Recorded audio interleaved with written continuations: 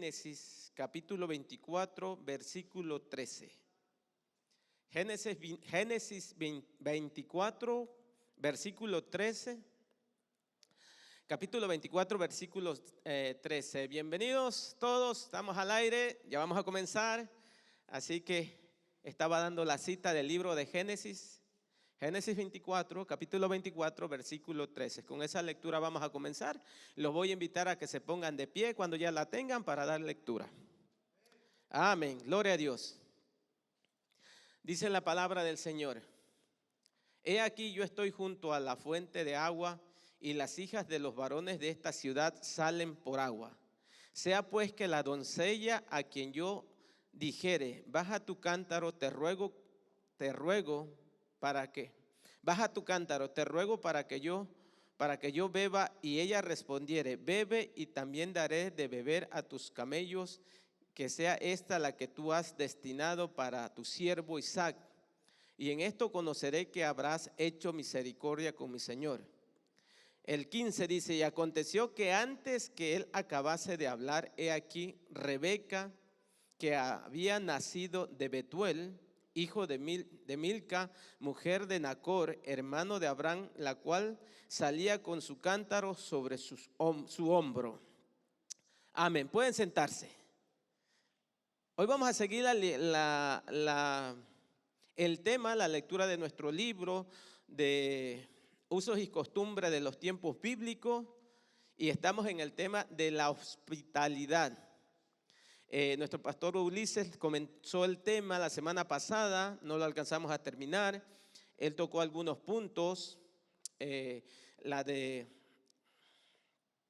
recibiendo ángeles sin saber, dándole la bienvenida a las personas, y los saludos.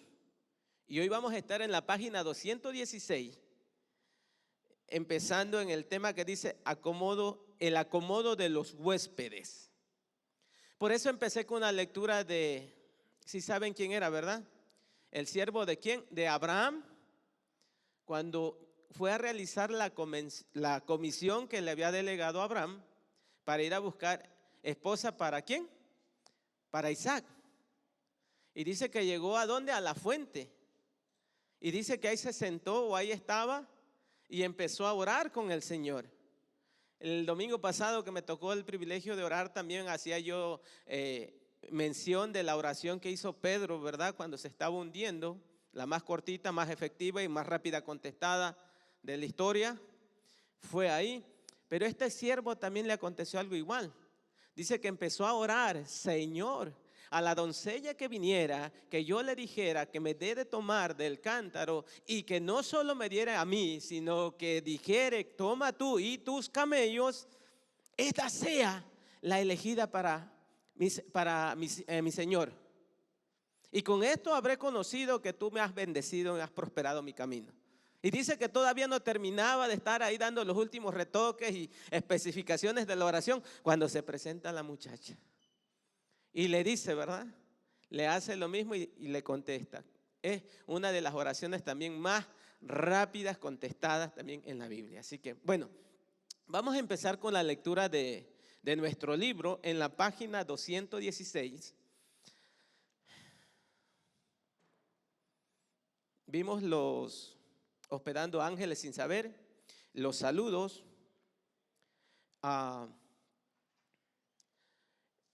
Eso de hospedar ángeles sin saber, ¿por qué creen que ellos pusieron ese tema en este libro?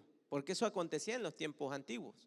¿Se acuerdan la experiencia que tuvo Abraham cuando vinieron estas personas, estos ángeles, y le dieron la promesa de Isaac, que iba a nacerle un descendiente? Fueron ángeles que él recibió, que él hospedó. Él no sabía, él vio y los atendió con toda la cortesía. También cuando los ángeles fueron a la ciudad de Sodoma y Gomorra, ¿quién los recibió? Lot. Dice que estaba en la puerta y le dijo, pasen, y los atendió bien. Una de las cosas que hacían eran que lavaban sus pies, limpiaban sus pies. Y eso fue lo que hicieron estos dos personajes. Así que era muy importante en los tiempos antiguos, se procuraba atender lo mejor posible que fuera a los visitantes, tanto como conocidos o personas desconocidos. E inclusive se habla y se hace mención de que aún si tenías algún enemigo y él venía y buscaba refugio o venía a visitarte, lo tenías que atender y lo tenías que recibir y lo tenías que proteger mientras estuviera en tu casa, bajo tu techo.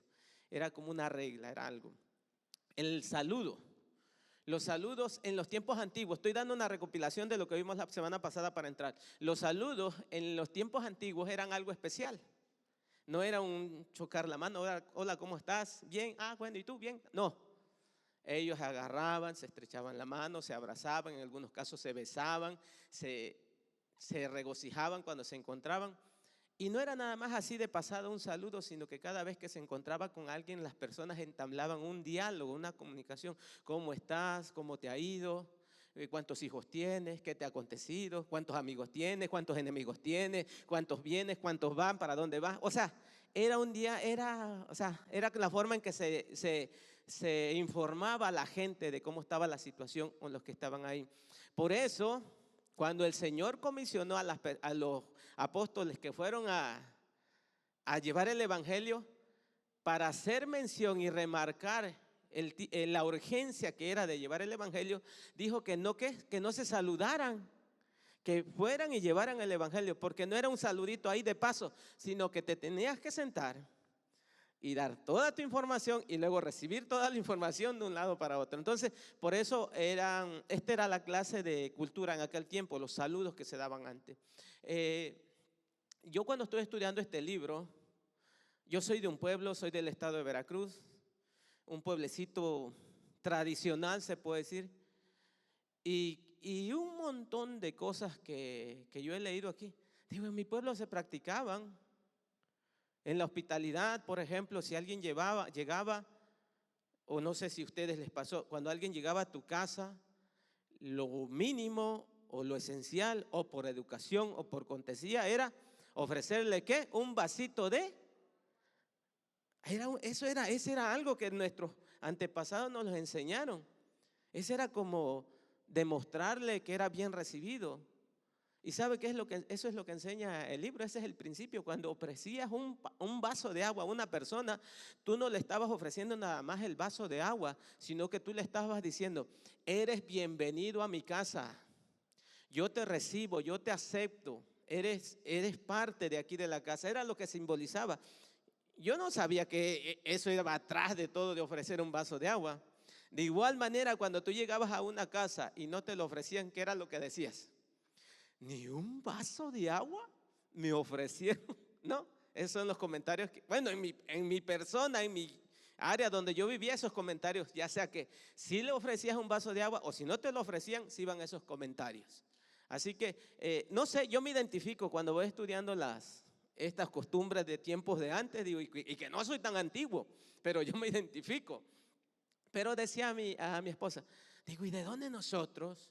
Que si este es el pueblo oriental, tan lejos, como en parte occidental, que somos nosotros, tenemos similitudes de hábitos, de costumbres. Digo yo, ya me acordé, eso se lo agradecemos a nuestros amigos europeos, a los españoles que fueron y llevaron ¿qué? Todos esos hábitos y costumbres. Le digo a mi esposa, no sé y no he investigado, pero creo que en los tiempos antes de que llegaran los españoles, no sé, tal vez había otros medios de mostrar afecto, conducta y todo, pero no creo que sean semejantes o parecidos a los del otro continente, sino que eso se lo debemos, ¿verdad?, a las personas que nos trajeron toda esa cultura. Así que eso implicaba el saludo. Ahora vamos a empezar nuestra lectura. En la página 216, el acomodo de los huéspedes. Ya vimos que recibían gente como creyendo que eran ángeles o especial, se saludaban de una forma muy, muy larga, se puede decir. Ahora vamos a ver cómo la gente se acomodaba cuando llegaba a esos pueblos. Y vamos a entender un poquito de la situación que le pasó a José y a María cuando llegaron a la ciudad, que no encontraron ¿qué? Cavidad en el mesón, no encontraron un lugar donde hospedarse y se fueron a ese establo. Y ahí fue donde nació nuestro Salvador. Vamos a ver por qué por qué se daban esta situación. El acomodo de los huéspedes. Había diversas clases de acomodo que uno podía tener en los tiempos del Nuevo Testamento, aparte del mesón. Un forastero se dirigía por lo general a las puertas de la ciudad o esperaba junto al pozo hasta que alguien de la ciudad le diera una invitación para posar en su casa. Por eso leímos ese pasaje del siervo de Abraham. Él se sentó en la plaza. Cuando los ángeles llegaron a Sodoma y Gomorra, estos llegaron a la puerta, ahí estaba Lot. Cuando, no sé si se acuerdan, un mensaje que dio el pastor hace poco atrás de un levita y su concubina, que le fue infiel, fue a la casa de sus padres a recuperarla y cuando venía de regreso no quiso quedarse en la ciudad de los Jebuseos, que es Jerusalén, antes de que fuera conquistada por el rey David, sino que llegó a una aldea de las 12 tribus de Israel, por más seguridad. Dice que cuando llegó y se quedó ¿en dónde? ¿No recuerdan? En la plaza. Esos eran los lugares donde tú llegabas a una ciudad. Si no tenías dónde llegar, si estaba todo lleno o llegabas a las puertas, hemos aprendido que las puertas era un lugar que tenían un lugar amplio, tenían como una plaza donde se llevaban las cortes y todo. No era como ahora en el centro, sino en las puertas de la ciudad se prestaban para hacer reuniones o tenían una plaza donde la gente se podía llegar. Ahí se quedaba la gente hasta que encontraba a alguien que los pudiera hospedar. Eso era uno, las puertas. Y si no, era en el pozo. Por eso leí que el siervo de Abraham llegó ¿a dónde? A un pozo donde la gente se reunía y ahí podía encontrar a alguien que le proveyera ¿qué? Un lugar donde quedarse. En otro lugar era en las plazas del pueblo. Ahí se quedaban con esta pareja que llegó ahí del levita y su concubina y su sirviente. Dice que un hombre anciano que venía del campo los vio ahí en la plaza y le dijo, ¿qué hacen acá si ya es de noche? Es que nadie nos ha dado una posada, vengan. Y él los recibió. Y como sabemos la historia que fue lo que aconteció en ese lugar, algo trágico, ¿verdad? Este anciano tuvo el privilegio de recibirlos y también de protegerlos, hasta donde se pudo. Pero era la ciudad en contra de él, así que no se podía hacer mucho. Así que por eso fue lo que aconteció. Así que esos 3 lugares se acostumbraban cuando llegabas a una ciudad para buscar hospedaje o esperar que alguien te hospedara en su casa. Dice, cuando alguien era invitado a dormir, no lo hacía generalmente a solas. Otros miembros de la familia dormían con él porque se creía que era una descortesía hacerlo pasar la noche sin compañía. Yo cuando leía esto es como raro, ¿no? Imagínate que tú vas a visitar a alguien y que duerman contigo, que te inviten a dormir ahí con toda la familia. En esos tiempos ya uno dice, es como raro, pero en aquellos tiempos si no lo hacías, era falta de tener cortesía para la persona. O sea que entre más fuera atendido, entre más fuera ahí demostrado el afecto, ellos se sentían ¿qué? Mejor. Digo yo, pero no tiene sentido que vayan a dormir todos juntos. Pero luego dije, sí tiene sentido. No sé si a ustedes les ha pasado. Cuando alguien llega de visita a su casa y no lo esperaba, ¿qué es lo que hace uno? Mínimo saca el tiempo para estar con ellos. ¿Para qué? Para atenderlos. O al menos eso es lo que a mí me enseñaron. No importa que yo estaba ya haciendo y esto otro, se cancela todo y vamos a atender a las personas que nos vinieron a visitar. Porque si no hace eso uno, ¿qué es lo que pasa? ¿Cómo se siente la persona que lo va a visitar? ¿Se siente mal? No me hicieron caso. Nadie se acercó, mínimo nosotros, al menos en nuestra casa, mi familia, acá donde estoy en Estados Unidos, mi familia por parte de mi esposa, porque mi familia está en México, pero ya es mi familia de parte de mi esposa. Cuando nos llega a visitar a alguien o de casualidad pasa a visitarnos a alguien y andamos así ocupados o algo, mínimo Dice, ahí está fulano, ahí está mi cuñado, está mi suegro, mi suegra, está platicando que el mínimo alguien, una persona debe de estar con la persona atendiéndola, por si quiere un vaso de agua, quiere ir al baño, quiere esto o algo. Pero si los dejas ahí, eso es feo. Es una falta de educación terrible. Así que ese es otro nivel, ya el que vayas a acompañarlo hasta dormir, ¿verdad? Dormir juntos en bolitas. Ese es otro nivel, pero que se acostumbraba en los tiempos de antes, porque si no, la persona no se sentía bien atendida. Dice, en las casas sencillas de las gentes del pueblo, de una sola estancia, solo había un lugar donde dormir, y el huésped dormía con la familia en la plataforma levantada o en la terraza, si el tiempo era bueno. Y una cita ahí es 1 Samuel 9:26, cuando Saúl, antes de ser rey, se encuentra con Samuel y va y le pregunta por las asnas de su padre y le dice, olvídate de eso, ya eso se solucionó, pero tú vas a ser el próximo rey de Israel, el primer rey de Israel. Y dice que se quedaron y durmieron en el terrado. Al día siguiente se levantaron y Samuel lo despidió. Ve, estás esto y esto te va a acontecer. Pero ahí se acostumbraba a dormir también en esos lugares, en los lugares altos o en los terrados, si el tiempo lo permitía. Es 1 Samuel 9:26, para que se den una idea o luego lo busquen con calma. En el caso de la tienda beduina, el visitante era invitado a dormir en la entrada abierta de la tienda con los hombres. Nunca le permitían entrar en la zona interior cerrada de la tienda, que era donde se encontraban las mujeres.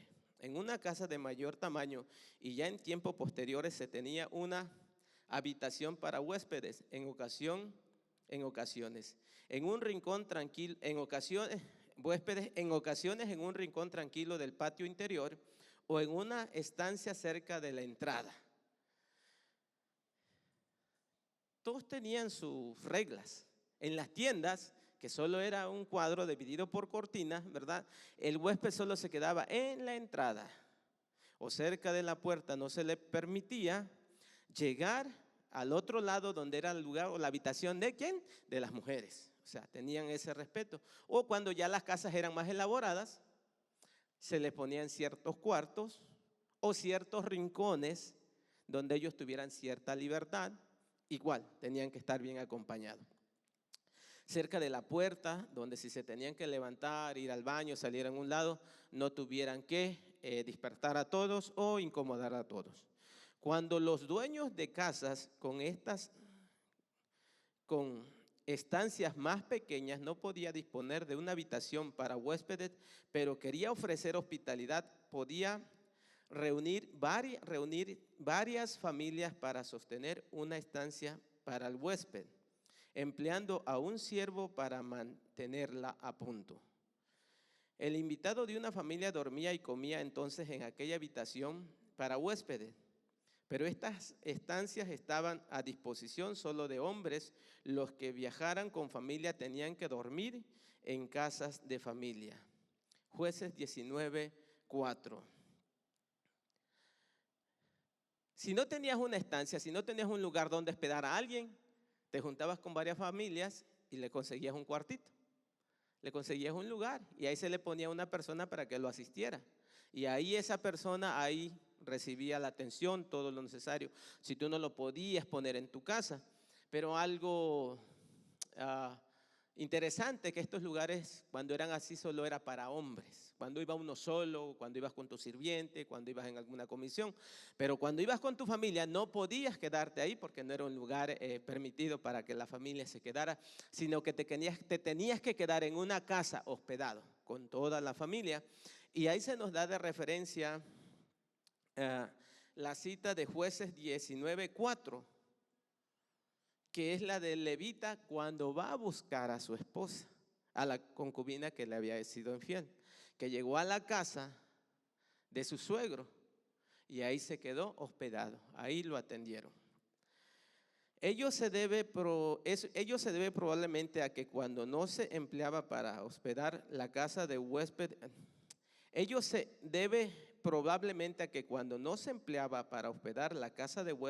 se convertía en el círculo social de los hombres. La experiencia de Eliseo fue singular. Ok. No se quedaba en la familia en estos cuartos, porque cuando esos cuartos no se usaban, eran como, no sé, donde los hombres iban a platicar, a jugar, no sé, a hacer cualquier cosa. Entonces no era bien visto que llegara una familia y se mantuvieran en ese lugar. En el caso dice, la experiencia de Eliseo fue singular. Le dieron una estancia bien amueblada en el terrado, aislado del resto de la familia, aunque había también más cosas singulares con respecto a la mujer importante de Sunem. Véase la página 209 o en Segunda de Reyes 4:8. Segunda de Reyes 4:8 se nos narra la historia de que el profeta pasaba cada año por ahí. Y esta mujer hacía algo interesante. Dice que cada vez que pasaba le rogaba que comiese con ellos. Y persistía hasta que él accedía. Hasta que le dijo a su esposa, a su marido, que era un siervo de Dios, que sería bueno que le hicieran ¿qué? Un lugarcito, un cuartito en el terrado, donde tuviera su mesita, tuviera su agüita, tuviera todas sus cosas. O sea, ese fue un privilegio que se le dio a Eliseo por la mujer rica o bien posicionada de Sunem. Tenían capacidades, tenían lo suficiente para proveerle ese cuarto. Así que pero algo que me llamó la atención es que ella siempre le rogaba que el hombre de Dios pasara ¿qué? Y comiese con ellos. Todos conocen, bueno, no todos, pero muchos yo creo que sí conocen la historia de esta mujer, que también lo atendía a Eliseo, que un día le preguntó a su siervo Eliseo, dice, ¿qué le haremos a esta mujer? Porque siempre nos atiende bien. Y le dice Eliseo, pues no tiene necesidad, tiene todo, está acomodada, tiene un marido, tiene riquezas, tiene todo. Ah, dice, pero no tiene hijo, su marido ya es grande, es mayor. Y dice que Eliseo oró por esta mujer y al año siguiente que pasó, ya ella tenía ¿qué? Un bebé. ¿Qué le aconteció a ese bebé? ¿Cuántos saben la historia? Ya cuando iba creciendo, que estaba grandecito, le agarró un fuerte dolor de cabeza que no se pudo recuperar y murió. Pero esta mujer, llena de esa fe, esa confianza, esa seguridad, le mandó a su siervo que preparara un asno y corrió donde estaba el profeta de Dios. Y ese es otro milagro que el Señor hizo. Después de que le había dado un niño que se murió, viene el profeta y Dios hace otro milagro y lo resucita, lo levanta. Y si siguen leyendo, después a mí esa historia me ministra, porque después de que pasó todo esto, infiero ya que el esposo había muerto, vino una hambruna, la mujer tuvo que irse, emigró. Y después cuando se están leyendo las crónicas a un rey, le hablan de los milagros que hizo Eliseo, que había resucitado a un niño y que no sé qué y que no sé cuánto. Y en eso dice el rey, pero eso será cierto. Y qué casualidad que en ese momento llega la mujer con el muchachito, porque habían regresado de la hambruna, y enfrente le dice el que le estaba leyendo, y ese es el niño que Eliseo resucitó. Digo, wow, tremendo. Qué casualidad, no casualidad, sino que todo lo que Dios hace lo hace con propósito. Y wow, yo cuando leía esa historia digo, wow, ¿cómo Dios hace todo? ¿Cómo acomoda? Justamente llega cuando se están leyendo estas crónicas y se da testimonio del poder de Dios que estaba obrando en esa familia. Ya les resumí toda la historia de la mujer de Sunem, pero ustedes léanla para que se llenen los detalles y vean todo lo que le aconteció. Así que festejos, vamos a pasar al punto de festejos. ¿Cómo eran los festejos en aquellos tiempos? Dice, una parte de la hospitalidad era la invitación a comer. Se buscaba todo tipo de excusa para ofrecer un banquete, un destete, la llegada de un invitado y con tal certidumbre los cumpleaños. Eran como que buenos para las fiestas. Ellos solo ocupaban un pretexto para hacer ¿qué? Parranda, dijeran en mi pueblo, para hacer fiesta. ¿Pero a qué se debía eso? Dice, se debía a que la vida y las comidas eran frecuentemente tediosas y monótonas. Y puede ser la explicación de que la palabra hebrea para festejo sea la misma que para bebida. Querían pasarlo bien. Ellos con cualquier oportunidad que tenían querían salir ¿qué? de la rutina, querían hacer algo diferente. Yo tuve una experiencia cuando, hace ya como 5, no, que ya unos 10 años yo creo. Fuimos a visitar una, una familia de mis conocidos de mis suegros a Florida. Yo me pegué y yo me fui, nos fuimos. Yo me quedé sorprendido cuando llegamos con estas amistades, que ni casi eran, son familiares lejanos de parte de mi suegra, pero en la forma que nos atendieron. Una cosa que yo todavía no me recuerdo y todavía no lo alcanzo a superar. Hicieron tantas cosas, y creo fue por un 4 de julio, esas fechas son conmemorables en mi mente, en el tiempo que he estado acá. Nos fuimos, nos atendieron, una cosa tremenda, cocinaron para nosotros, arreglaron sus casas, unos tenían un restaurante, era 4 de julio, y no había dónde atender, abrieron el restaurante, nos cocinaron ahí a nosotros. Bueno, yo me quedé, ¿qué pasó? No entendía. Y eran, pero lo hicieron con ese amor, con ese corazón, con esa sinceridad que yo me quedé sorprendido. Y cuando yo leo estas historias que cuando ellos necesitaban hacer cualquier cosa para celebrar o festejar, yo me imagino que así eso lo traemos todos. Así cuando uno llega a una visita o algo, vamos a hacer esto, vamos a hacer aquello, o vamos a visitar a alguien, o pasa algo, o nosotros al menos así somos, ¿no? Un cumpleaños festejo. Que el día festivo de esto, el día festivo del otro, el día festivo de aquello, para todos celebramos. Y eso es bueno, porque se mantiene uno, ¿qué? Alegre y gozoso. Dice, cuando llegaba un amigo a medianoche y el anfitrión no tenía comida que darle, no vacilaba en despertar a su vecino y pedirle alimento, no solo porque el vecino fuera amigo de confianza, sino porque era muy grande la obligación de ofrecer comida a un huésped en aquella cultura. Y para referencia tenemos a Lucas 11:8, cuando el Señor les da esa parábola o esa enseñanza a los discípulos, que si viene alguien, quien que tiene un amigo y lo viene a visitar en la noche y no tiene que darle de comer, va donde su amigo y le toca, ¿qué? La puerta para que le dé un poco de pan, algo. Y aún el amigo que está acostado adentro le va a contestar, le dice, no puedo porque estoy con mis hijos, no puedo porque ya estoy acostado, no quiero despertarlo. Dice él, si sigue, lo dará por el importunio del amigo, porque tiene la urgencia para alimentar al que le ha llegado de visita. Eso es con referencia a la oración. El Señor da esa enseñanza, que no desmayemos, que seamos importunos, que consigamos, que perseveremos en oración, que no bajemos la guardia, que el Señor nos está escuchando y que el Señor a su tiempo, Él algo va a hacer a favor de nosotros. Siempre hace algo a favor de nosotros, solo que muchas veces no lo entendemos o no lo agarramos. Las comidas constituían un importante aspecto de la amistad. Comer con alguien era estar en paz con él. En Génesis 26, 28 al 30, se nos narra la historia de Abimelech, que va con su amigo y su capitán a hacer las paces no hacer las paces, sino hacer un pacto con Isaac. Abimelech, si más no me falla la memoria, fue uno que por ahí le gustó la esposa de Isaac y se la llevó, y luego se dio cuenta que era su esposa, y ya luego dijo, ¿qué han hecho? Mejor váyanse. Ya después, cuando nos va a caer una maldición, y se fue, lo echaron de allá, pero le dieron un lugar. Pero como vieron que Isaac prosperaba y crecía y todo eso lo iba bendiciendo, dijeron, no, este está muy fuerte acá, si nos descuidamos nos va a venir y nos va a hacer la guerra. Fueron anticipadamente, y hizo un pacto de amistad con él.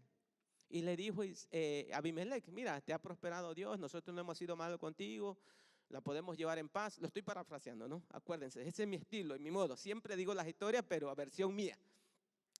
Entonces le dice Abimelech a Isaac, ¿qué te parece si la llevamos en paz? Le dice Isaac, perfecto, sí, hagámoslo, yo no tengo ningún problema. Una de las características de Isaac es que era tranquilo, Él no hizo guerra, él no peleó como Abraham, que fue y fue a rescatar a Lot con sus gentes y luego le dio el diezmo a Melquisedec. De Isaac no, era tranquilo. Entonces él dijo sí, tenía fuerza, tenía poder, tenía riqueza. Y para reafirmar ese pacto lo hicieron con una comida. Él les mandó a hacer una comida, una fiesta. O sea que si tú comías con alguien, le estabas demostrando que estabas en paz con esa persona, que había comunión. Y yo digo, eso no, bueno, para mí no es raro, ni lo veo tan fuera de órbita o tan fuera de extraño, porque es lo que acostumbramos entre hermanos en la iglesia, ¿o no? Tenemos un tercer domingo de compañerismo cada mes. El tercer domingo, sí, porque el último es evangelístico. El tercer domingo es de compañerismo. Para que usted agarre, invite a una persona o que lo inviten a usted, vayan y coman a un restaurante, vayan y coman a una casa, vayan y coman a algún lugar, que compartan el pan, que coman junto en armonía. Con el simple hecho de que usted vaya, aceptan, lo reciben o están juntos, no importa la comida, no importa el lugar, no importa lo que sea, pero con el simple hecho de estar, se le está demostrando que está dispuesto a estar ahí, que tiene dispuesta ese corazón para entablar esa amistad, esa relación o conocer más de la persona. Yo he ido con varios hermanos, no con todos, pero sí con muchos, y me entero de su situación, en que trabajan, cómo están, cuánto tiempo tienen acá, de dónde son, de dónde vienen, cómo les pasó. Igual ellos también se enteran de mis cosas. Se conoce uno más. O sea que el significado, el simbolismo que tenía la comida de paz en aquellos tiempos viene siendo casi lo mismo en estos tiempos. Tú no vas a comer con alguien que no la llevas, ¿verdad? Es más, no puedes pasar la comida y se te hace un nudo aquí y te atoras. Lo he visto en las películas o cuando están así, los shows y todo eso. Pero también le pasa a uno, porque somos seres humanos. Cuando tú no estás a gusto en un lugar, no comes a gusto ni estás en paz. O sea, no se puede, no lo disfruta uno. Así que eso está en Génesis 26, 28. La sal tenía una función particular como parte de la comida.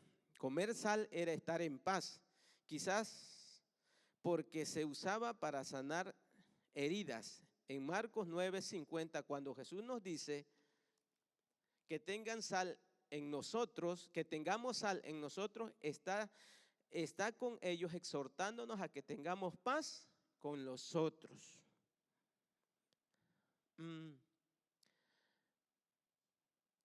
Muchas veces se usa ese pasaje que seamos sal de la tierra, porque dice en ese pasaje, si la sal perdiera su sabor, ¿con qué la baja otra vez? No se puede, se tira, se echa. Por eso dice que tengan paz en vosotros, en usted, sal en vosotros, que eso significaba que tener paz para con la demás gente, porque la sal ayuda para preservar, que sea más larga, que no se descompongan los alimentos, y también se usaba para sanar.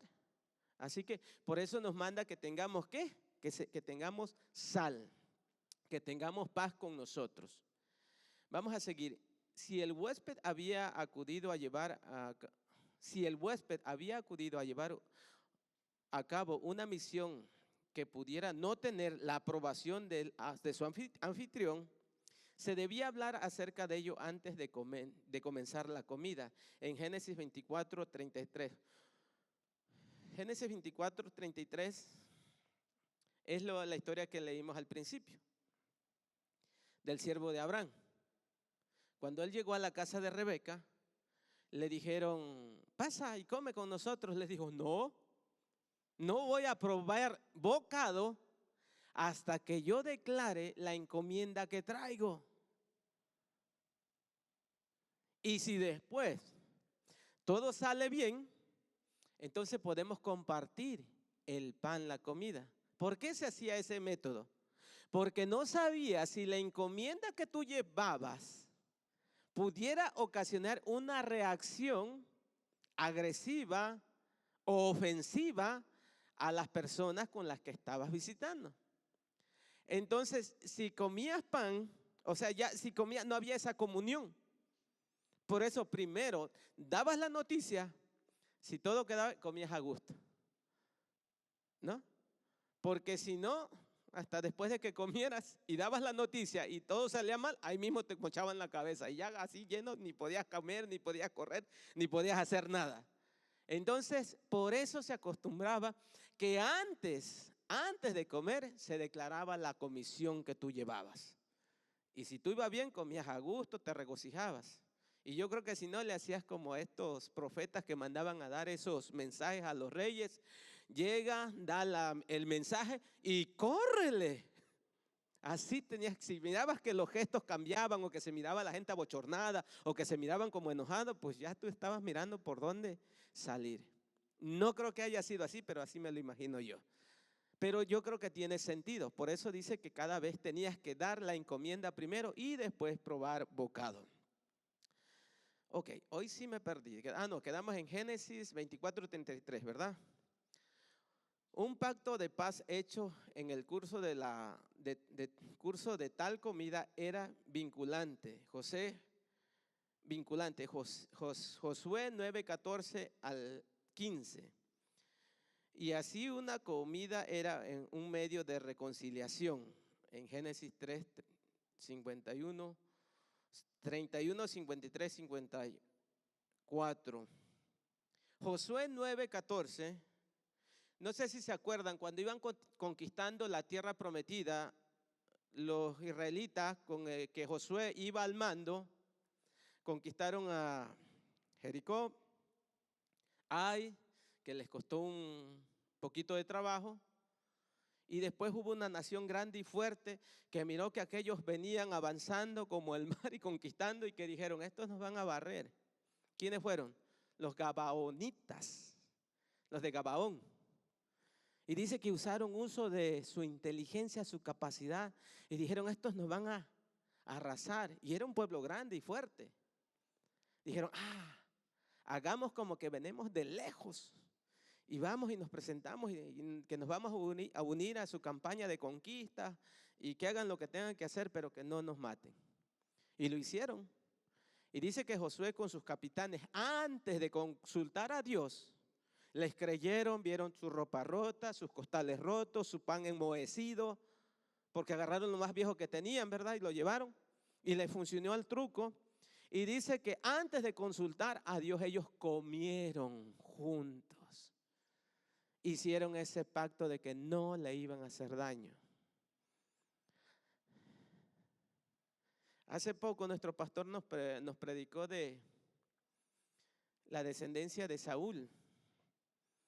Unos descendientes de Saúl que tuvieron que matar, ¿se acuerdan? Que los colgaron. Y el nombre se me fue el nombre de un Rispa, los defendió, los cuidó, porque Saúl había violado el pacto que había hecho Josué en este tiempo de no hacerle daño a los gabaonitas. Eso era lo que había violado. El pacto que habían hecho antes de consultar a Dios. No estuvo bien, pero lo dieron y lo respetaron. Ese era el cargo que tenía el que comiera un pan junto con ellos. Lo que significaba, con eso perpetuaron, con eso sellaron ese pacto, ese tratado. Así dice, una comida era un medio de reconciliación. Génesis 31, 53 al 54. Con una comida también expresabas que aceptabas y que las asperezas se habían calmado y que todo seguía igual. En Génesis, en este pasaje de Génesis 31, 53 al 54 es cuando Jacob decide a dejar a su suegro. Decide irse con sus dos esposas, pero no le avisa. Se escapa.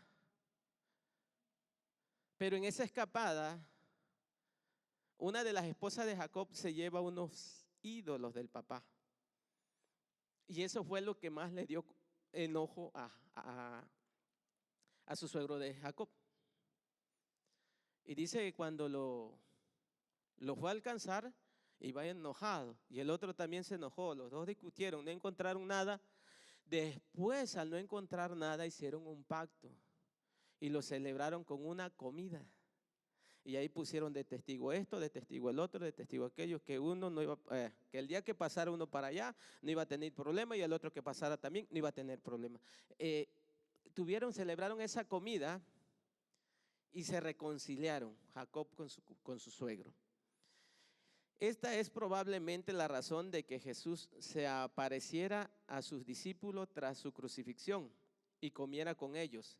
Era un modo de darles la certidumbre de que si bien ellos le habían fallado, no había pérdida de relación entre ellos. Está en Lucas 24:30, 24:31 al 43 y Juan 21 al 9.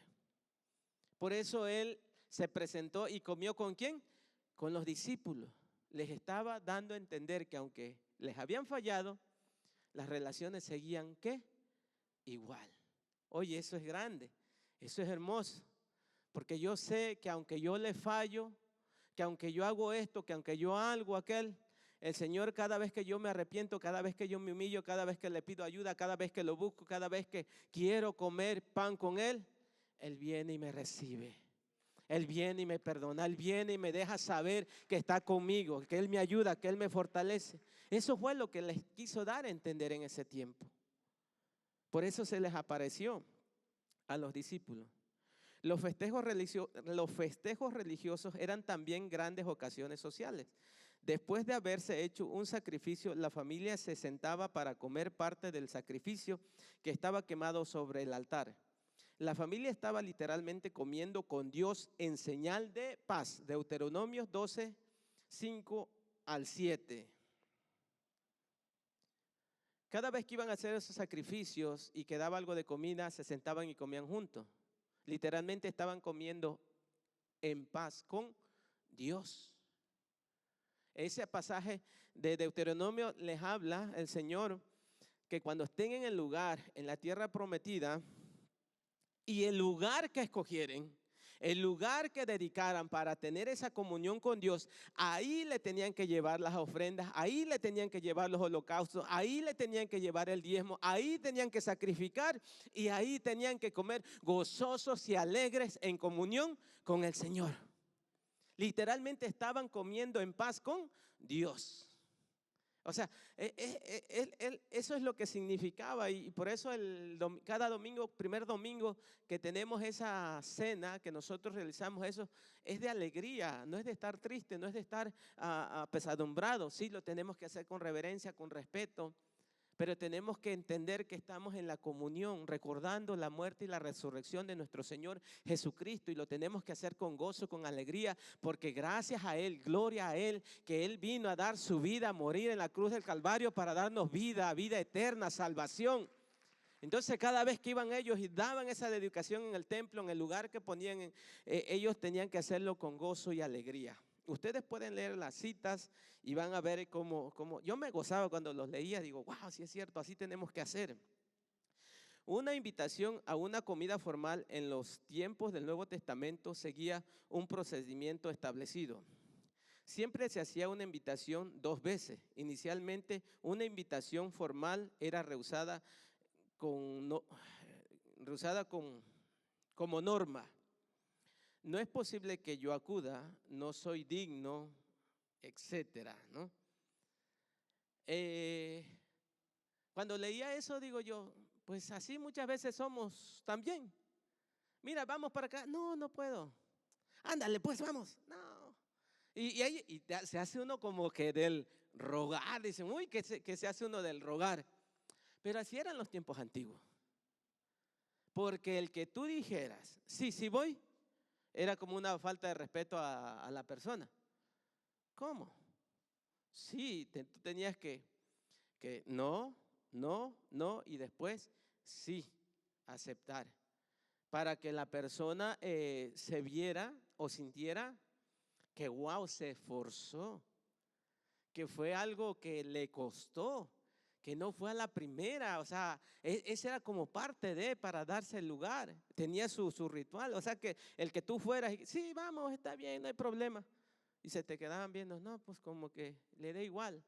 Pero cuando tú decías, no, ¿sabes qué? Mira, no. Y entonces tú decías, wow, hizo el sacrificio, hizo el esfuerzo, o dejó todo lo que tenía, estaba ocupado algo, y vino y estuvo conmigo, y vino y participó. Esa era una de las formas correctas que se tenía que hacer.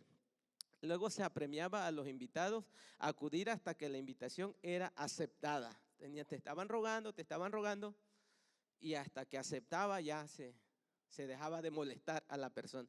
Y muchas veces yo me acuerdo y yo siempre digo yo, ay, pero ¿cómo eran esos amigos cuando yo estaba en el mundo? Vámonos a la cantina. Y ojalá que nada más me dijeran, vamos a la cantina. Y yo le dijera, no, no quiero. Ah, ok, y se iban. No, ándale, vamos. No, no tengo dinero. Yo te presto. No, no quiero. Pues yo te pago, yo invito. No paraban hasta que no me llevaban a la cantina. Y ahí va yo. Dije yo, y ahora como cristiano, voy y le digo, vamos a la iglesia. No, no puedo. Ah, ok, está bien. No se vaya a molestar, no vaya a cortar la amistad, no vaya a hacer. No tenemos que hacer así, tenemos que acostumbrar tenemos que ser como en las costumbres de los tiempos de antes, persistir, convencerlos, llevarlos, animarlos. Eso es lo que tenemos lo que nos manda el Señor que hagamos con la gente, no ser así simple, porque no es cualquier cosa. Los estamos invitando a que se acerquen a Dios, a que encuentren la salvación del Señor, a que encuentren la restauración para sus hogares, no sé, los estamos invitando para que encuentren una vida nueva con el Señor. Tenemos que ser persistentes, tenemos que estar ahí, tenemos que animarlos, tenemos que perseverar. De eso se trata. Digo yo, así yo fuera como era en el tiempo de estar cuando estaba en el mundo, cuando mis amigos me invitaban, wow, sería diferente, la iglesia la tuviéramos llena. Pero muchas veces como que, no se vaya a molestar, lo voy a incomodar, va a dejar de ser mi amigo. Les voy a decir una cosa, yo llegué a los caminos del Señor por un amigo.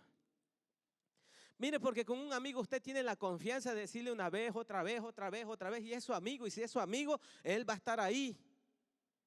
Pero a un extraño no puedes ahí cansarlo, porque te va a dar un golpe o sabe que te vaya a hacer. Pero un amigo no.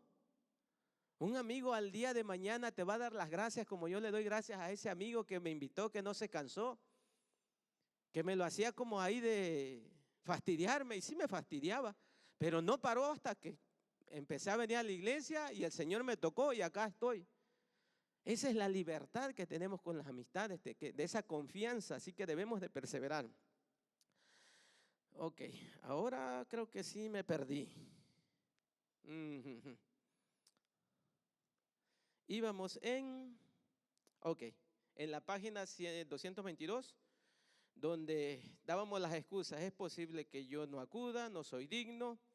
Luego se apremiaba a los invitados a acudir hasta que la invitación era aceptada. En Lucas 7:36, uno de los fariseos, Simón el fariseo, le dijo al Señor Jesús, te ruego que vengas a mi casa. Le rogó. En Hechos 16:15, Lidia le ruega a Pablo para que vaya y pase a su casa. Después de que acepta a Cristo y se convierte, le ruega. Posteriormente llega el mensaje de la comida que está lista. En Esther 5:8 y 5:8 y 6:14 se nos narra la historia de cuando la reina Esther invitó al rey y a Amán a que tuvieran una comida. Cuando se llevó a cabo, que ya estaba la comida lista, ella mandó a sus sirvientes a traer a Amán. Ya está lista la comida, vamos. O sea, se hacía la invitación, se rogaba para que la gente fuera y después que ya estaba lista la comida, se le mandaba a traer a la gente para que ella llegara. Ya está lista la comida, vayamos. Esos son los pasajes que se nos dan. Cuando se habían saludado al invitado que había llegado para la comida, un esclavo le quitaba las sandalias para lavarle los pies y para que las sandalias no introdujeran en la casa la suciedad que hubiera recogido por el camino. Luego un siervo le lavaba los pies con agua, frotándolos con las manos y sacándolos con una toalla. En Génesis 18:4 y 19 es Abraham cuando recibe a los ángeles, Lot cuando recibe también a los ángeles, lo hizo de esa misma forma. Y ahí vienen un montón de pasajes. A continuación, la cabeza del invitado era ungida con aceite de oliva aromatizado con especies. David hace referencia a esta costumbre en el Salmo 23:5. Esta fue otra de las cortesías descuidadas por Simón el fariseo cuando Jesús acudió a su casa para el banquete, en Lucas 7:46. Cuando la mujer fue y le ungió los pies, la cabeza y todo, y Simón no le hizo nada. Cuando le dijo el Señor, Simón, yo vine a tu casa y ni siquiera me limpiaste los pies. Yo vine a tu casa y no me diste agua para lavarme. Y esta mujer no ha parado de hacerlo con sus lágrimas y con sus cabellos, no ha parado de hacerlo, ¿verdad? Entonces, ahí es esa cita cuando la menciona el Señor. Luego se sacaba agua para beber. Con ello se indicaba que el invitado era digno de una recepción pacífica. Pedir agua para beber era para ser recibido. En Génesis 24:7 fue lo que hizo el siervo de Abraham cuando le pidió a Rebeca que le diera de beber. La mujer samaritana encontró incomprensible que Jesús judío le hubiera pedido agua para beber cuando había tanta enemistad entre los judíos y samaritanos. Juan 4:9. El Señor le dijo que le diera ¿qué? De beber. Ella se le hizo raro porque eran rivales. Pero cuando nos damos cuenta de lo que significaba el pedirle un vaso de agua a alguien, le estaba pidiendo permiso para que lo recibiera, para que le diera entrada a su casa, a su hogar, a su casa. En realidad, cuando Jesús le dijo a la samaritana, dame de beber, le estaba diciendo, acéptame. Es lo que Dios nos dice. Es lo que Jesús nos dice cuando nos dan el plan de salvación. Él nos pide de beber, pero en realidad le está pidiendo que lo dejemos entrar, ¿qué? A nuestro corazón, que lo dejemos entrar y sea parte de nuestra vida, que sea parte de nuestro entorno, que Él tenga un lugar, tenga una posición en nuestra vida. Eso era lo que le estaba diciendo Jesús. No era algo que le iba a beneficiar a la mujer, a Jesús, sino le iba a beneficiar ¿a quién? A la mujer. Vamos a seguir adelante porque si no, no voy a alcanzar ni a terminar el tema que me dejó el pastor para terminar. Entretenimientos. Durante la comida y después de ella se proveía entretenimiento incluyendo lecturas de poesía y prosa, música y danza. En Amós 6:4-6 se nos habla de cuando el profeta habla de cómo tenían esas casas artesonadas y bien adornadas y todo. Y aquí miraba yo, si usted no es muy buen anfitrión y no sabe, no, pues yo cuando invito a una persona, ¿y qué vamos a hacer? Nos vamos a aburrir, nos vamos a ver unos con otros, vamos a estar viendo tele nada más ahí, sin ver nada productivo. Miren lo que hacía la gente después de que comían en aquellos tiempos, dice, lectura de la poesía, prosa, música y danza. Después de que comían, ya que fuera una cosa u otra, ellos los ponían a hacer. Se ponían, no sé, a leer la poesía, escuchar, tocar la música, danzar. La danza era normalmente individual. No había llegado aún el baile de parejas para este entonces. Y ocasionalmente se hacía, vamos a pasar hasta la página 224, un espectáculo como el de un cabaret actual en Marcos 6:22. Se leía la poesía, se cantaba, se danzaba, se bailaba. Pero no era como, no les estoy diciendo que ahora vayan y se pongan a bailar. En ese tiempo no era de bailar de parejas, sino que las jovencitas danzaban. Era más de jovencitas. Pero se cree que los hombres también lo hacían. Tenemos el ejemplo del rey David, que danzó cuando traía aquí el arca, ¿verdad? Él danzó, o sea que también se hacía, pero se hacía no de parejas, no de eso como se hacía, sino se hacía una danza para el Señor. Pero dice que en ocasiones se hacían esas danzas como para que los demás lo vieran como show, como en los tiempos de antes, como en los tiempos actuales. Y está en Marcos 6:22 un ejemplo. No sé si se acuerdan de la historia de cuando la hija de Herodías danzó. Y dice que hizo un baile, ¿qué? Sensual. Que al rey, wow, lo fascinó. Y este rey le dijo que lo que quisiera, la mitad del reino, él se la daba. ¿Qué fue lo que pidió a la jovencita? La cabeza de Juan el Bautista. O sea que ese tipo de baile ya llegaron con las influencias de las naciones o países que los fueron oprimiendo, que los fueron conquistando. No era de ellos, pero se empezaron a mezclar con estas naciones y empezaron a entrar ese tipo de bailes. Puede que fuera por esta razón que la gente del pueblo podía contemplar lo que estaba teniendo lugar en el convite. Fue probablemente de esta manera que la mujer que derramó ungüento en los pies de Jesús pudo conseguir entrar en Lucas 7:37. Tales festejos implicaban una intensa iluminación, de modo que podía ser visto desde la oscuridad de fuera. Echar a alguien de la estancia iluminada a las tinieblas de afuera podía conducir a la desesperación y por ello al crujir de dientes. En Mateo 8:12 se nos habla de eso.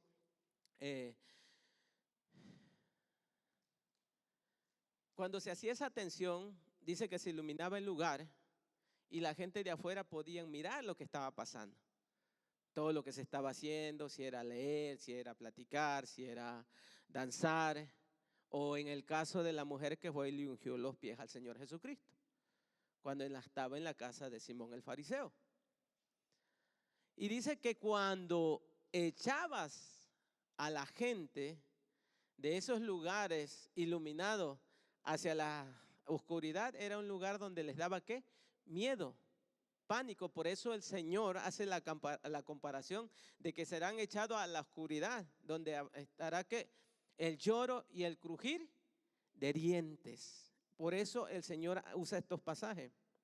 Cuando el entretenimiento había llegado a su fin y se había retirado la mesa, había un largo periodo de conversaciones, se narraban de memorias históricas, tradicionales. Otra fuente de conversación eran los chismorreos locales y hay abundancia de advertencias en la Biblia en contra de ello. Se podían narrar historias de antes, platicar anécdotas, situaciones, experiencias. No sé si ustedes tienen esa costumbre o esa bendición, pero cuando tienen personas mayores que nosotros no conocemos su juventud, ni su infancia, ni su adolescencia, ni nada de esas, nacimos después de eso. Oye, cuando se ponen a contar sus historias, está uno hasta con la boca abierta. Esa no me la sabía, dice uno. Porque es bonito recordar, es bonita experiencia, y más en tiempos donde es extraño escuchar esas historias. Ya nosotros vivimos en otra generación. Yo meditaba en todo esto. Digo, yo tengo idea de lo que es dar un vaso de agua, pedir un vaso de agua. En mi casa todavía llegaban gente que andaban vendiendo o andaban ahí en visita o algo y llegaban y tocaban la puerta y nos regalan un vasito de agua. Y tú dices, pero ¿quién va a andar pidiendo agua en estos tiempos? Tú vas y te compras una botella, agarras una botella por aquí y todo eso. Pero en los tiempos de antes no.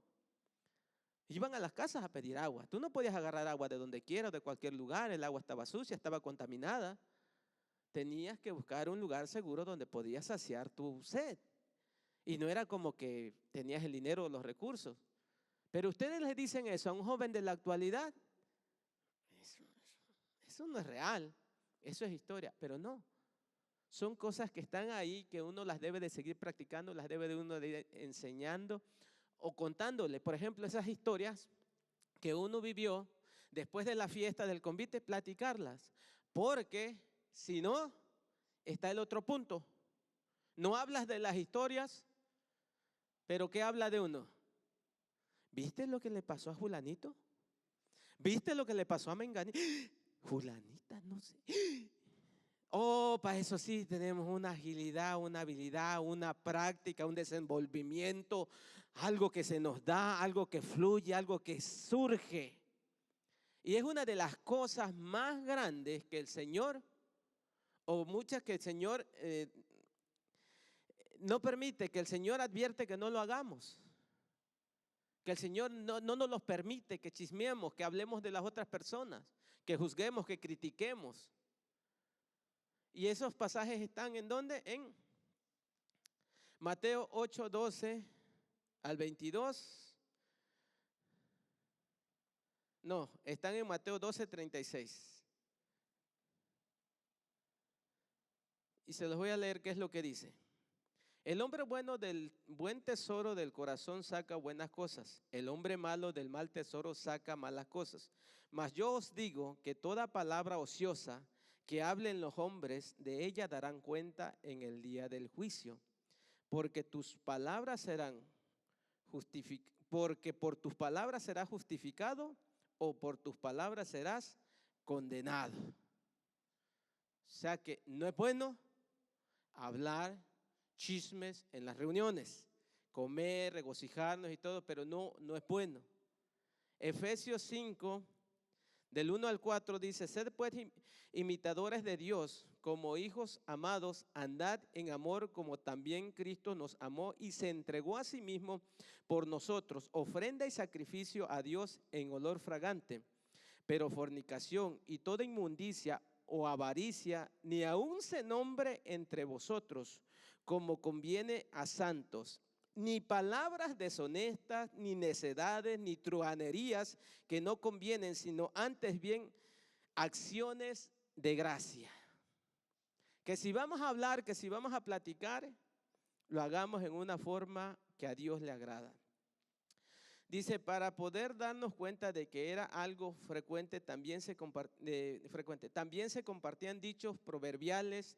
La despedida se retrasaba todo lo posible porque cuando alguien había aceptado tal hospitalidad, se consideraba insultante dejarla pronto, como si no hubiera sido suficientemente buena. Véase en Jueces 19, 5 al 10. Cuando alguien te aceptaba o te invitaba, tenías que hacerlo que se quedara lo más posible en tu casa, atenderlo lo mejor. Ese ejemplo también viene en el levita que fue a buscar a su concubina, cuando el padre de la mujer le dijo: no, quédate, ya va a caer la noche, estamos alegres, come pan conmigo, después te vas. Se hacía de noche y no se iba. 5 días lo estuvo haciendo ese mismo proceso. El sexto día también se hizo tarde y le dijo: confórtate, comamos juntos, no te vayas, porque ya la noche empieza a caer. Pero ya él vio que era un proceso muy largo. Entonces él se fue. Pero esa era una de las formas normales de tratar a la persona. Y no sé si le ha pasado, pero cuando va una visita a su casa: no te vayas, todavía es temprano. No te vayas, apenas es la 1 de la mañana. No te vayas, apenas son las 3 de la madrugada. No te vayas. Y así se la pasa a uno, ¿no? Y no sé, pero yo lo he visto. Que estamos aquí, ya nos vamos. No, pero espérese, no, ya nos vamos. Dios me lo bendiga, hermano. Nos saludamos, nos despedimos. Y allá afuera estamos platicando con alguien y allá afuera vamos y otra vez vamos, saludamos y despedimos. Y no, es como algo natural que tenemos, se nos da. Pero qué bonito es eso. Porque cuando tú te vas de la iglesia y ni fu ni fa, o nadie se da de cuenta, eso es triste, hermano. Eso es terrible. Lo digo para que tengamos el cuidado, para que tengamos el cuidado de nuestros hermanos, de amarlos, de estar al pendiente, de cuando vengan a la casa del Señor se sientan amados, se sientan cuidados, se sientan atendidos y que procuremos estar con ellos. Y no que entremos y salgamos y ni fu ni fa. Es bonito con los que se da, con el grupo que siempre estamos, que platicamos y platicamos aquí, platicamos en la salida, platicamos allá antes de subir a los carros, platicamos cuando llegamos al restaurante, porque hasta vamos a comer juntos, platicamos durante el restaurante, nos levantamos de la mesa del restaurante, platicamos, nos despedimos, nos acercamos a la puerta, nos volvemos a despedir, salimos de la puerta, nos paramos en el carro y volvemos a platicar. Oye, es terrible, es tremendo, sí, es bueno, es bonito, pero hagámoslo con todos. Y eso es normal, eso es lo que a Dios le agrada, pero hagámoslo con todos, ampliemos el círculo, seamos más sensibles con las personas que tal vez vienen con preocupación, vienen cansados o se sienten tristes. No tienen eso. Eso se los digo para que estemos, ¿qué? Alertas. Los pastores no nos damos abastos, en vez uno corre para allá, otro para acá, otro para acá, pero somos un grupo grande entre todos, abracémonos, amámonos. Busquémonos. Grupos sociales y políticos. Esta era la parte divertida. Imagínense. Ahora vienen los grupos sociales y políticos. Todavía tenemos unos minutitos. Nos brincamos varias páginas porque si no, no nos da tiempo. La comida formal, ustedes la leen por ahí, trae muchos puntos interesantes. El vaso del agua fría, unos recuadros que vienen ahí que traen varios puntos interesantes. La entrada a la parte de las mujeres. Ese también viene una historia donde se acuerdan que Barak y Débora era la profetisa que guiaba al pueblo de Israel en el tiempo de los jueces, que fueron a hacer la guerra contra un ejército que tenía carros de caballo, creo que era Sísara, el general del el ejército enemigo. Como Barak con su ejército pudo más, dice que este hombre corrió, huyó y se fue a esconder a la tienda de Jael. Y cuando llegó ahí le pidió que le ofreciera, que le diera ¿qué? Agua. Prácticamente le estaba diciendo, déjame entrar, déjame pasar. Eso era lo que significaba pedir agua. Dame un acceso a entrar. Y dice que Jael, ¿qué hizo? No le dio agua, ¿le dio qué? Leche. Y dice que como le dio leche, aquel hombre, la disfrutó y se recostó y se durmió. Pero lo que hizo Jael, si no conocemos la historia, esta mujer parecía que fue algo malo para esa época. Porque el que tú dejaras entrar a una persona a tu casa, tú le estabas dando la cobertura, la protección, el cuidado. Tú no podías hacerle daño. Eso era malo con las reglas en esos tiempos. Pero Jael agarró, dice que una estaca y un mazo y lo mató. Y fue la heroína. ¿Qué pasó ahí? Se hizo mal conforme a las tradiciones, a las reglas.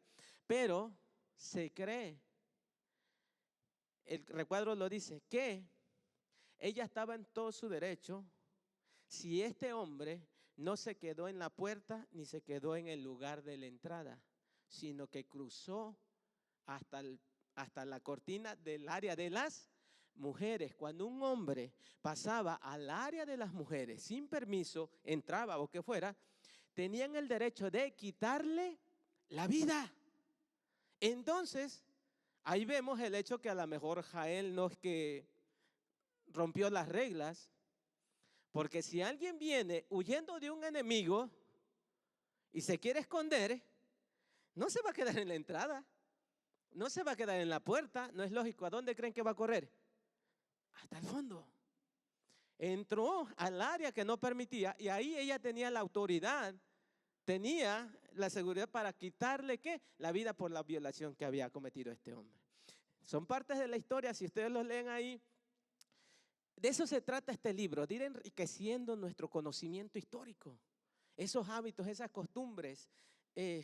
Ya no tengo tiempo, porque viene, le digo, esta era la parte interesante, vienen los grupos sociales y políticos. Eso tal vez si ya nos estábamos durmiendo, ya con eso sí nos vamos a dormir. Pero también están interesantes, porque se nos habla de la sociedad. ¿Cómo se encontraba ese momento cuando el Salvador, cuando Jesús vino a esta tierra? ¿Qué grupos se encontraban? ¿Qué creían esos grupos? ¿De dónde salieron? ¿Por qué estaban? A lo que se tuvo que enfrentar Jesús con estas personas. Un proceso fuerte. Y Él caminó. Y Él predicó. Y Él se mantuvo en la línea. Y Él les hablaba con autoridad, con ese conocimiento. Y Él los hacía despertar. Que yo digo, yo me quejo de que hay tantas corrientes que están saliendo, hay tantos pensadores, hay tantas filosofías, hay tantas. Todo eso lo tuvo Jesús.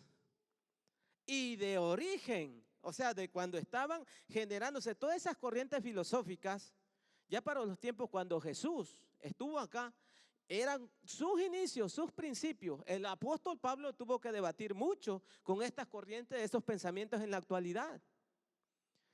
Y le digo, pues si ellos pudieron, nosotros ¿por qué no podemos hablar el evangelio y predicar y no podemos convencer, pero llevarle las buenas nuevas a las personas? Ahí se mantuvo y a todos les habló. Vamos a empezar, vamos a avanzar, no lo vamos a alcanzar a terminar, son diferentes grupos que salieron, pero vamos a tratar de avanzar como nos están los samaritanos, creo que son los más extensos, los helenistas, los hasidim, saduceos, herodianos y los fariseos. También vienen los esenios y los celotes. Está amplio este tema. No sé si haya tiempo. No lo vamos a terminar, pero vamos a empezar con los fariseos y hasta donde lleguemos. Los recuadros, la comida formal del otro tema, si quieren lo leen. La teja rota, ahí vienen unos recuadros en azul, en verdecito, agua, que traen puntos interesantes. La teja rota, que el pastor nos habló lo que significaba. Era una demostración de amistad con una familia. Tú le ponías tu nombre en un pedazo de esa teja y se la dabas a alguien. Y esa teja era la garantía de que yo como persona podía darle a su familia respaldo por generaciones. El pastor nos explicaba un poquito, ahí viene lo que significa que se puede emplear en el Apocalipsis, el pasaje de Apocalipsis, cuando dice el Señor que nos dará una piedrecita blanca con un nombre que nadie conoce, que nadie sabe. Significa que ahí está el nombrecito ese, es que la suficiencia de Jesús, que no pasa, no importa el tiempo, no importa cuándo, Él nos da de esa cobertura, Él nos da esa garantía de que nos va a abrazar, de que nos acepta, de que nos cuida, que nos abraza. Vienen varios, los pueden tomar, leerlos y meditarlos, cualquier duda luego nos pueden comentar o platicar, pero vamos a entrar en grupos sociales y políticos. Mientras que muchas personas no asumen una determinada línea de partido o religión ni en política, otros se hacen miembros de grupos de presión o de partidos políticos y se involucran en sus actividades. Así también sucedía en los tiempos bíblicos en el periodo en que los judíos volvieron del exilio de Babilonia, y reconstruyeron el templo en Jerusalén. En la época en que vivió Jesús, a fin de comprender los grupos que aparecen en el Nuevo Testamento, tenemos que echar una mirada a los acontecimientos que tuvieron lugar en la caída de Jerusalén y el exilio del 586 a.C. Tenemos que ver todo lo que pasó, el trasfondo, cuando se fueron, ¿verdad? Hubo el exilio de parte de babilonios en Jerusalén que cayó. De ahí ya antes de eso ya habían salido los samaritanos.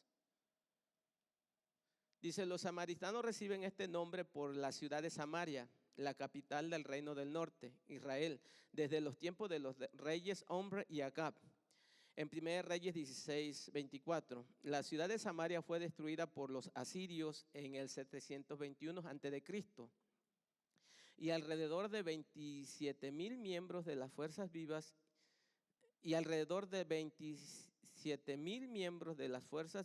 y de los artesanos útiles fueron deportados a Asiria y dispersados. En Segunda de Reyes 17:24 se nos habla de la repoblación. Cuando se llevaron a esta gente, a estos de Samaria, los asirios mandaron otras gentes de Babilonia, de otros lugares, a repoblar el pueblo de Samaria.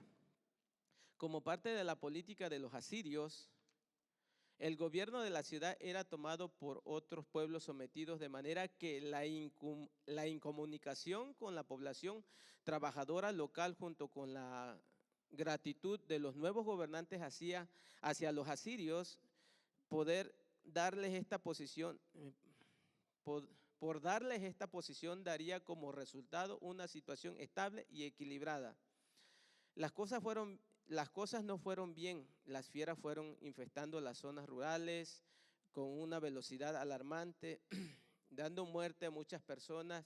Los recién llegados creyeron que estos ataques se debían a que no adoraban al Dios de Samaria de la manera adecuada. Uno de los sacerdotes del exilio fue enviado a enseñarles la fe judaica y erigió el santuario religioso en Betel. Como resultado de ello se formó una religión sincretista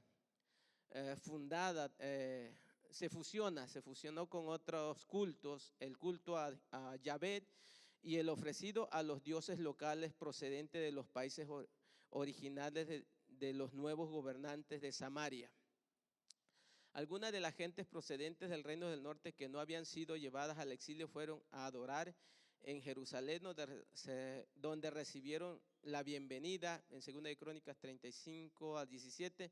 Cuando la ciudad de Jerusalén quedó destruida por los babilonios, siguió manteniéndose la relación de adorar a Dios en Jerusalén. Cuando el imperio persa sucedió al babilonio y se permitió a los judíos reconstruir su religión, su templo y finalmente las murallas de Jerusalén, hubo una reacción ambivalente por parte de los samaritanos, con sentidos opuestos, o sea, confuso. No sabían si apoyar a los del pueblo de Jerusalén que venían a reconstruir o seguir adorando a sus dioses. Estaban en esos dos sentimientos. Había samaritanos que querían participar en la obra para volver a instaurar el culto a Yahvé en Esdras 4:22, pero fueron rechazados de plano por los exiliados retornados, que consideraban a los samaritanos como impuros debido a la naturaleza sincretista de su culto. Esdras 4:3 nos lo indica. Otros samaritanos se sentían alarmados ante la reconstrucción de Jerusalén, por cuanto Jerusalén había sido siempre rival de Samaria. Estos samaritanos hicieron todo lo que pudieron por obstaculizar la reconstrucción de la ciudad, en Nehemías 4, del 1 al 2. Vemos el surgimiento de los samaritanos. Fue una mezcla de los que trajeron los asirios con el pueblo judío. Por eso los de Israel, por eso los judíos no los aceptaban, los de Judá. Y más que nada por la adoración que tenían. Ellos mantenían el culto a Dios, pero también adoraban a los dioses de las nuevas naciones que habían llegado. Y esa era la riña en la que se mantenían los judíos puros contra los samaritanos, que hasta en los tiempos de Jesús se dieron muchos encuentros, se dieron muchas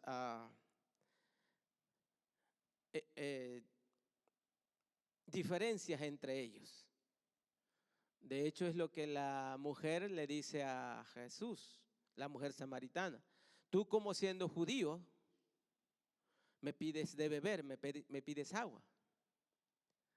De hecho, Jesús trató de reconciliar esa diferencia que había al dar parábolas o enseñanzas, poniéndolos como buenos a los samaritanos.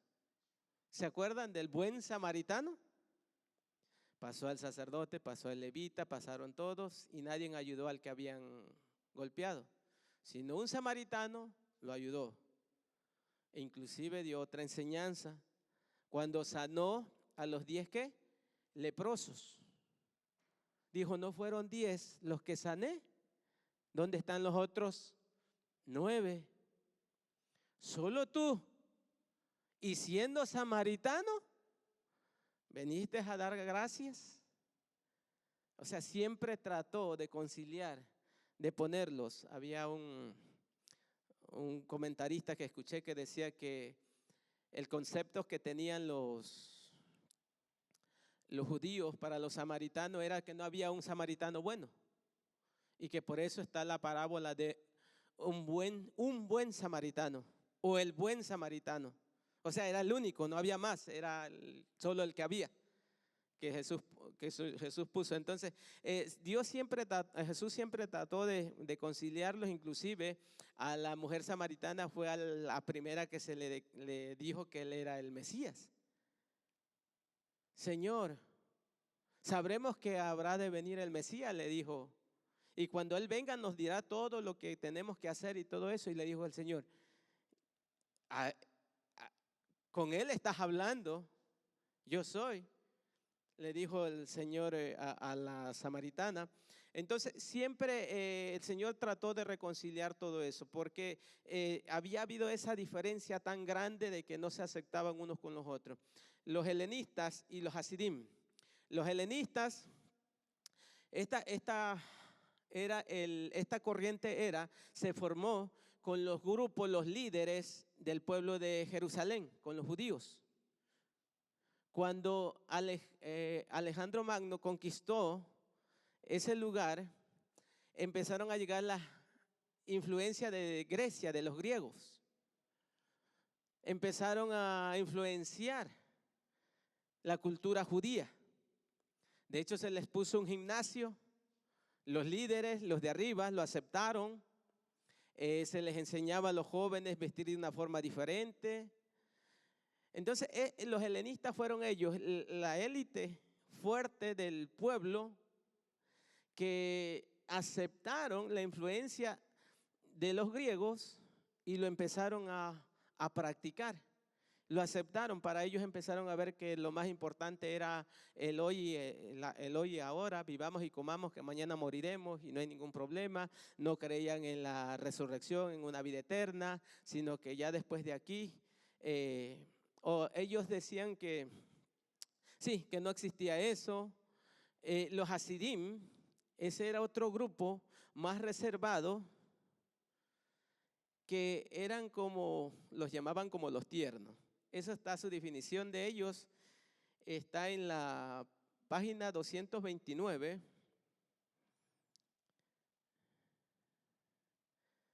En el último, en la primera línea, vemos, vinieron a ser conocidos, dice, ¿dónde empezamos aquí? La mayor reacción contra la helenización surgió en las zonas rurales donde habían unos núcleos de gente de clase media que podían reflexionar a fondo acerca de qué actitud debían adoptar y vinieron a ser conocidos como los hasidim. En algunas traducciones castellanas de los apócrifos se le da el nombre de hasideos o hasideos del Nuevo Testamento, que significa piadosos o con gracia. Se ridiculizaba a los hasidim como los tiernos, debido a que tenían una conciencia sensible frente a los nuevos enfoques. Ellos eran como más firmes, pero eran como más suaves en todo eso.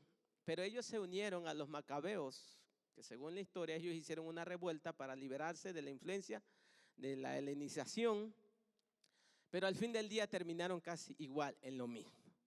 Así que de los hasidim y los helenistas no se habla mucho en el Nuevo Testamento, de ellos no se habla, pero sí se habla mucho de sus sucesores, que son los saduceos, herodianos y fariseos. Estas tres líneas nacieron de los helenistas y los hasidim, que es lo que vamos a tratar de ver la próxima semana. Yo creo con más tiempo, si se puede, vamos a tratar de ampliarlos un poquito más y vamos a explicar, porque hasta el día de hoy, esos pensamientos, esas corrientes, se siguen transmitiendo, se siguen llevando a cabo. Yo he estado escuchando algunos comentarios, algunos estudios históricos, judaísmo, que prácticamente el judaísmo salió de los fariseos, el judaísmo actual. Entonces lo vamos a ver cómo es que en los tiempos actuales se sigue con esa ceguera de que muchos no aceptan, en aquel tiempo no aceptaron y no siguen aceptando a Jesús como Señor y Salvador de nuestras vidas, como el Hijo de Dios, como el Señor. Y en este libro nos enseña que a pesar de todas estas ideas encontradas, el Señor hasta el día de hoy sigue cambiando e impactando vidas. algo que ellos no pudieron ver en su tiempo, algo que ellos no aceptaron. Los fariseos lo atacaron, los saduceos fueron también, los saduceos eran los principales sacerdotes, los fariseos se unieron a ellos, los herodianos, los celotes, el helenismo, los esenios, todos ellos encontraron algo que no cuadraba, que no les convencía. Todas estas corrientes, pero sobre todas estas corrientes, el Señor ha prevalecido y ha seguido creciendo y ha seguido alcanzando vidas, ha seguido alcanzando personas. Y cada uno de los que nos paramos acá, no lo creemos por la historia, por lo que se nos ha enseñado. Yo al menos lo he creído porque ha venido a ser parte de mi vida. Ha venido a hacer diferencia en mi vida. Me ha venido a dar un entendimiento que muchas cosas no las comprendo, no las entiendo, no las alcanza a discernir, pero sé en mi corazón que Él está conmigo, que Él hizo la diferencia en mi vida, que a pesar de lo que le contradijeron, a pesar de lo que lo atacaron, a pesar de lo que le hicieron, Él está por encima de todo eso. Así que yo los invito para la próxima semana que se animen a conocer un poquito más de estos grupos que estuvieron ahí y cómo el Señor se defendió de ellos, cómo les enseñó, cómo los amó, cómo los abrió, cómo les amó, cómo les dio esperanza para que se acercaran a Él. No los atacó, no los hizo a un lado, sino que Él todo el tiempo procuró traerles la verdad, traerles la luz, que es lo que hasta el día de hoy es nuestra tarea, presentar a Cristo como Señor y Salvador de nuestras vidas para traer a la gente, a las personas, a la luz. Ese es el único fin del Evangelio. Presentarlo como el Hijo de Dios, el Salvador, el que vino a realizar ese sacrificio perfecto en la cruz del Calvario. Esa es la única meta. Por eso estamos estudiando un montón de historia, de costumbres, de hábitos, de cosas con las cuales Él utilizó para darnos a entender cuán grande es su amor, cuán grande es su misericordia, cuán grande es lo que Él quiere hacer en cada uno de nuestras vidas. De eso se tratan estos estudios, aprender más de su carácter, de su amor, de lo que Él hizo, cómo Él quiere acercarse a cada uno de nosotros. El próximo vamos a seguirle y vamos a leer varios versículos donde el Señor nos habla. El último versículo de ese tema es el del fariseo que fue a orar con el publicano. Señor, gracias te doy, le decía el fariseo, porque no soy como esos ladrones, como esos malos, como esos que hacen, como aquellos. Todo. Señor, diezmo, ayuno 2 veces a la semana, diezmo todo lo que tengo, hago todo. Y dice que él oraba ¿con quién? Consigo mismo. Pero a la par estaba el publicano, allá a la distancia que ni siquiera quería levantar su mirada. Y se daba golpes en el pecho, diciendo, Señor, soy propicio, soy pecador, Señor, ten misericordia de mí. Dice que él descendió a su casa con la respuesta, el haber escuchado, que Dios escuchó su oración, pero el otro oraba con sí mismo. Yo creo que el Señor quiere que oremos con nuestros corazones. Vamos a orar y vamos a cerrar nuestros ojos. Señor, te damos gracias en esta hora, Padre, porque yo sé que tú nos estás hablando, tú quieres que aprendamos más de ti, a conocerte, Señor. Tú quieres que seamos, Padre, como esas personas que nos paramos a la distancia, Señor, y reconocemos nuestra falla, nuestros errores y sabemos que solo tú eres el único que